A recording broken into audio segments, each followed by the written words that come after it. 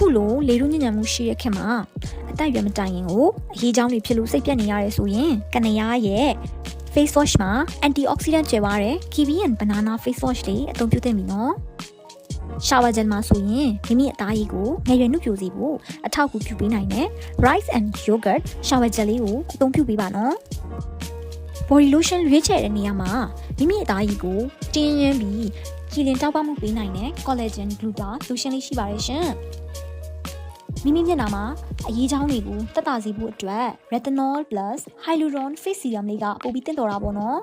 ။ foundation မှာတနေ့ကုန်မပြတ်မကွက်နှုတ်ပြိုလန်းဆန်းစေတဲ့ look လေးရှိစေဖို့အတွက် Nourition liquid foundation နဲ့ cream ဘက်မှာဆိုရင် oil control လေးကအစီပြန်ခြင်းကိုထိန်းပေးတာကြောင့်တနေ့ကုန်အရေးကြောင်းကင်းတဲ့ look လေးကိုရရှိနိုင်ပါတယ်။အရေးကြောင်းတွေတက်တာဖို့အတွက်ဆိုရင်ကနေရ cosmetic တွေကိုသတိရလိုက်ပါနော်။